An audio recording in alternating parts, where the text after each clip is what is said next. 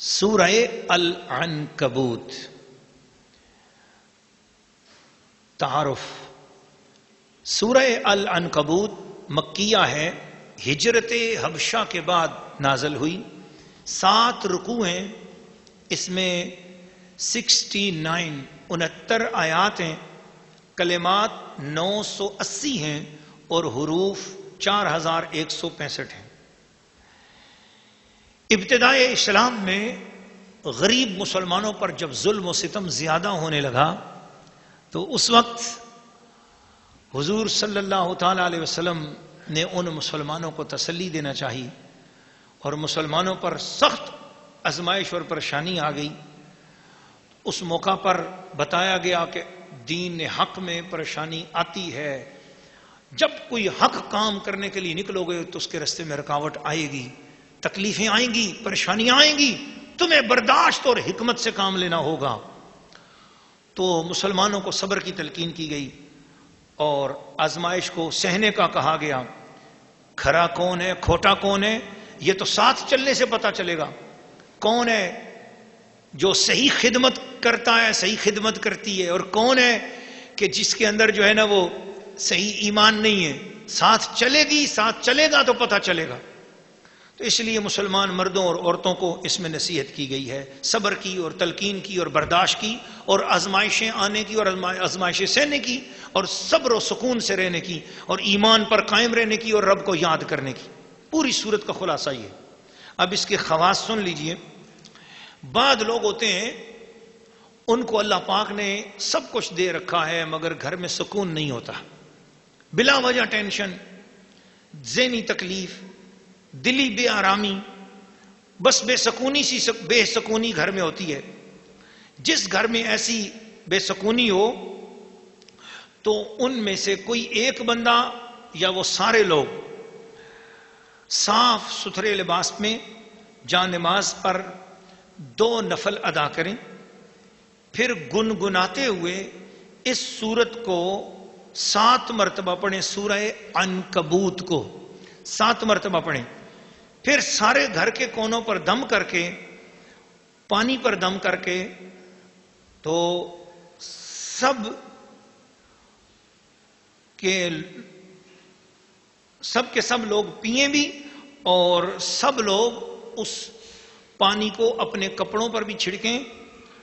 اور جب یہ سارا عمل کر لیں تو آخر میں دعا کریں کہ یا اللہ سورہ العنکبوت تیرا سچا کلام ہے، اس کلام کا واسطہ ہمارے گھر سے ہر قسم کی ٹینشن کو، ہر قسم کی بے سکونی کو دور فرما. تو اللہ پاک ان کے گھر سے ہر قسم کی بے سکونی اور بے آرامی اور ٹینشن کو دور فرما دے گا. دیکھو قرآن مجید کے ساتھ جڑنے سے کتنی برکتیں ہیں.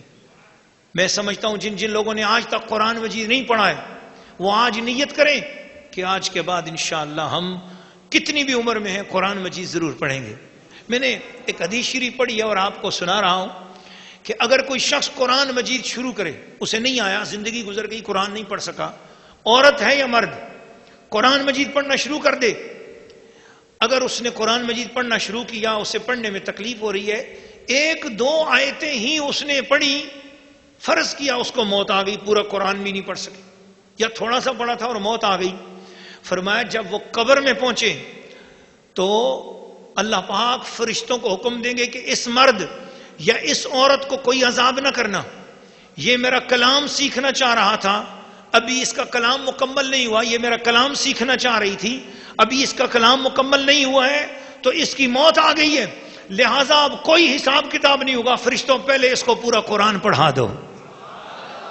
ارے قرآن فقط سیکھنے پر اتنا کرم ہے، سیکھ جاؤ تو پھر کتنے کرم ہوں گے. اس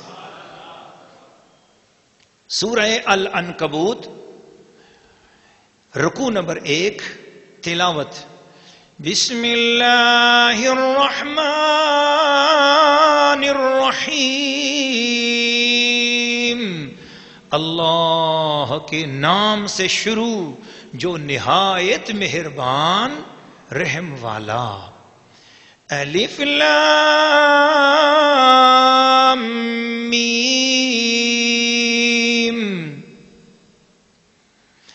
حسب الناس أن يتركوا أن يقولوا آمنا وهم لا يفتنون ولقد فتنا الذين من قبلهم فليعلمن الله الذين صدقوا وليعلمن الكاذبين أم حسب الذين يعملون السيئات أن يسبقونا ساء ما يحكمون من كان يرجو لقاء الله فإن أجل الله لآت وهو السميع العليم ومن جاهد فإنما يجاهد لنفسه إن الله لغني عن العالمين والذين آمنوا وعملوا الصالحات لنكفرن عنهم سيئاتهم ولنجزينهم أحسن الذي كانوا يعملون ووصينا الإنسان بوالديه حسنا وإن جاهداك لتشرك بما ليس لك به علم فلا تطعهما إلي مرجعكم فأنبئكم بما كنتم تعملون والذين آمنوا وعملوا الصالحات لندخلنهم في الصالحين ومن الناس من يقول آمنا بالله فإذا أوذي في الله جعل فتنة الناس كعذاب الله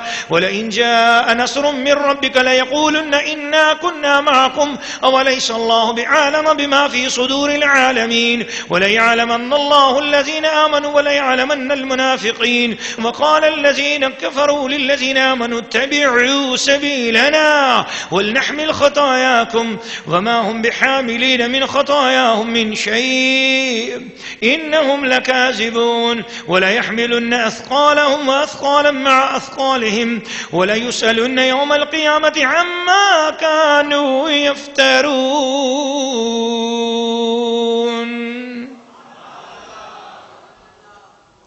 سورہ العنکبوت رکوع نمبر 1 ترجمہ کنز الایمان.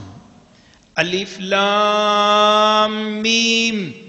حسب الناس کیا لوگ اس گمنڈ میں ہیں کہ اتنی بات پر چھوڑ دیے جائیں گے کہ کہیں ہم ایمان لائے اور ان کی آزمائش نہ ہوگی. اور بے شک ہم نے ان سے اگلوں کو جانچا تو ضرور اللہ سچوں کو دیکھے گا اور ضرور جھوٹوں کو دیکھے گا. یا یہ سمجھے ہوئے ہیں کہ وہ جو برے کام کرتے ہیں کہ ہم سے کہیں نکل جائیں گے. کیا ہی برا حکم لگاتے ہیں. جسے اللہ سے ملنے کی امید ہو تو بے شک اللہ کی میعاد ضرور آنے والی ہے اور وہی سنتا جانتا ہے. اور جو اللہ کی راہ میں کوشش کرے تو اپنے ہی بھلے کو کوشش کرتا ہے. بے شک اللہ بے پرواہ ہے سارے جہان سے. اور جو ایمان لائے اور اچھے کام کیے ہم ضرور ان کی برائیاں اتار دیں گے اور ضرور انہیں اس کام پر بدلہ دیں گے جو ان کے سب کاموں میں سے اچھا تھا. اور ہم نے آدمی کو تاکید کی کہ اپنے ماں باپ کے ساتھ بھلائی کی اور اگر وہ تجھ سے کوشش کریں کہ تو میرا شریک ٹھہرائے جس کا تجھے علم نہیں تو تو ان کا کہا نہ مان. میری ہی طرف تمہارا پھرنا ہے تو میں بتا دوں گا تمہیں جو تم کرتے تھے. اور جو ایمان لائے اور اچھے کام کیے ضرور ہم انہیں نیکوں میں شامل کریں گے. اور بعد آدمی کہتے ہیں ہم اللہ پر ایمان لائے, پھر جب اللہ کی راہ میں انہیں کوئی تکلیف دی جاتی ہے تو لوگوں کے فتنہ کو اللہ کے عذاب کے برابر سمجھتے ہیں. اور اگر تمہارے رب کے پاس سے مدد آئے تو ضرور کہیں گے ہم تو تمہارے ہی ساتھ تھے. کیا اللہ خوب نہیں جانتا جو کچھ جہاں بھر کے دلوں میں ہے. اور ضرور اللہ ظاہر کر دے گا ایمان والوں کو اور ضرور ظاہر کر دے گا منافقوں کو. اور کافر مسلمانوں سے بولے ہماری راہ پر چلو اور ہم تمہارے گناہ اٹھا لیں گے, حالانکہ وہ ان کے گناہوں میں سے کچھ نہ اٹھا لیں گے. بے شک وہ جھوٹے ہیں اور بے شک ضرور اپنے بوجھ اٹھائیں گے اور اپنے بوجھوں کے ساتھ اور بوجھ. اور ضرور قیامت کے دن پوچھے جائیں گے جو کچھ بہتان اٹھاتے تھے.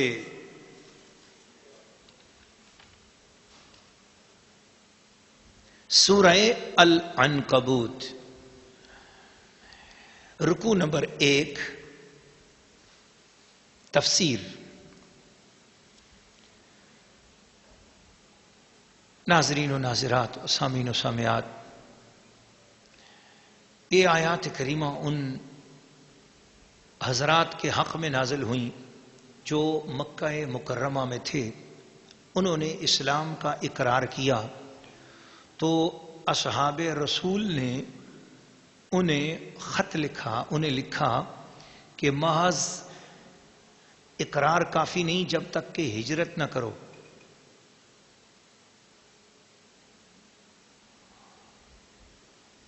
وہ لوگ جو ہجرت کر چکے تھے، آپ کو معلوم ہونا چاہیے کہ ہم نے آپ کو شان نزول اس سورت کے زمانہ نزول کے حوالے سے بتایا ہے کہ ہجرت حبشہ کے بعد یہ سورت نازل ہوئی.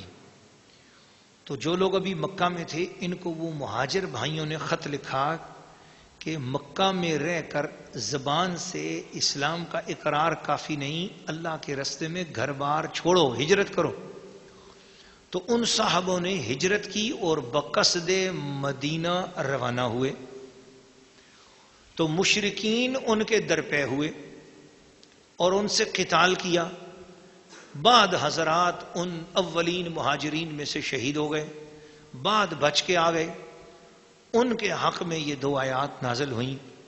اس رکوع کے ابتدا میں حضرت عبداللہ ابن عباس رضی اللہ تعالیٰ عنہ نے فرمایا کہ مراد ان لوگوں سے سلمہ بن ہشام اور عیاش بن ابی ربیعہ اور ولید بن ولید اور عمار بن یاسر رضی اللہ تعالیٰ عنہم ہیں جو مکہ مکرمہ میں ایمان لائے. اور ایک قول یہ ہے کہ یہ آیت حضرت عمار کے حق میں نازل ہوئی جو خدا پرستی کی وجہ سے ستائے جاتے تھے اور کفار انہیں سخت ایذائیں پہنچاتے تھے. اور ایک قول یہ ہے کہ یہ حضرت عمر فاروق رضی اللہ تعالیٰ عنہ کے ایک غلام حضرت مہجہ بن عبداللہ کے حق میں نازل ہوئی جو بدر میں سب سے پہلے شہید ہونے والے ہیں. سید عالم صلی اللہ علیہ وسلم نے ان کی نسبت فرمایا کہ مہجہ سید الشہداء ہے.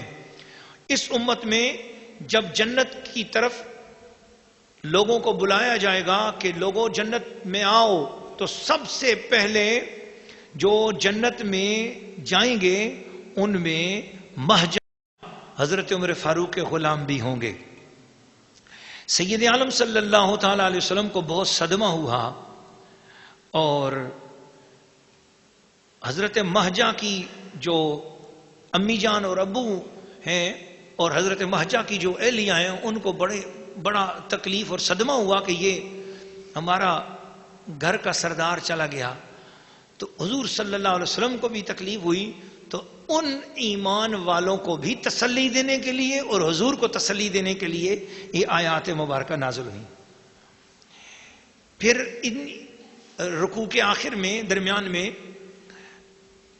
اللہ پاک نے فرمایا کہ اپنے والدین کی عزت کرو، لیکن والدین کی عزت یاد رکھ لینا نبی کی عزت سے کم ہے. بڑی عزت ہے ماں باپ کی. اللہ نے قرآن میں اپنی بندگی کا ذکر کیا، وَاعْبُدُوا اللَّهَ وَلَا تُشْرِكُوا بِهِ شَيْئًا، اللہ کی بندگی کرو، اللہ کے ساتھ کسی کو شریک نہ ٹھہراؤ. وَبِالْوَالِدَيْنِ إِحْسَانًا، خدا کی بندگی کے بعد اگر کوئی کام کرنا ہے تو وہ ماں باپ کے ساتھ نیک سلوک کرو.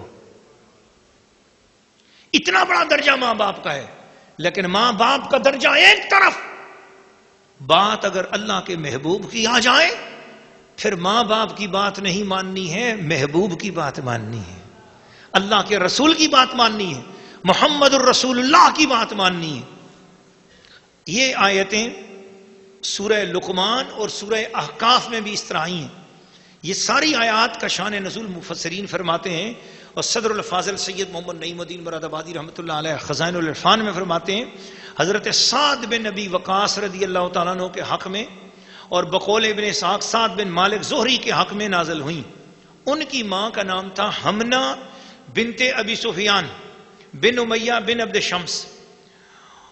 تو حضرت سعد سابقین اولین میں سے تھے. اللہ اللہ اللہ، وہ جنہوں نے پہلے مکھڑا دیکھا اور کلمہ پڑھ کر ایمان لے آئے، حضور کی زیارت کی. تو اپنی والدہ کے ساتھ بڑا اچھا سلوک کرتے تھے. جب آپ اسلام لے آئے تو آپ کی والدہ نے کہا تو نے یہ کیا نیا کام کر دیا، خدا کی قسم اگر تو اس سے باز نہ آیا تو میں کھانا بھی نہیں کھاؤں گی، پانی بھی نہیں پیوں گی، یہاں تک کہ مر جاؤں گی، سائے میں بھی نہیں بیٹھوں گی، گرمی میں بیٹھوں گی، دھوپ میں بیٹھوں گی، تیری ہمیشہ کے لیے بدنامی ہو جائے گی، تجھے ماں کا قاتل کہا جائے گا. پھر کیا کیا جی، وہ بوڑھی تھی، انہوں نے فاقہ کیا، صبح نہیں کھایا، دوپہر نہیں کھایا، رات کو نہیں کھایا، اگلے دن صبح نہیں کھایا، اگلے دن دوپہر نہیں کھایا، اگلے دن رات نہیں کھایا. پانی نہیں پیا، سائے میں نہیں بیٹھی، اس سے کمزور ہو گئی. پھر ایک دن رات اور اسی طرح گزری. تب حضرت سعد اس کے پاس آئے اور آپ نے اس سے فرمایا اماں کھانا کھا لے، اماں پانی پی لے. اماں کہنے لگی تو پہلے محمد کی بے ادبی کر، تو محمد کو چھوڑ، پھر میں پانی پیوں گی. حضرت سعد نے کہا اے ماں، تیرے جسم میں فقط ایک ہی جان ہے، اگر تیری 100 جانیں ہوں اور ایک ایک کر کے سب جانیں نکل جائیں تب بھی میں محمد کا ساتھ نہیں چھوڑوں گا، میں محمد کا دین نہیں چھوڑوں گا، میں اسلام کو نہیں چھوڑوں گا. تو اب تو چاہے کھا چاہے نہ کھا. جب وہ حضرت سعد کی طرف سے مایوس ہو گئی تو پھر وہ کہ یہ اپنا دین چھوڑنے والے نہیں ہیں، پھر کھانے پینے لگ گئی.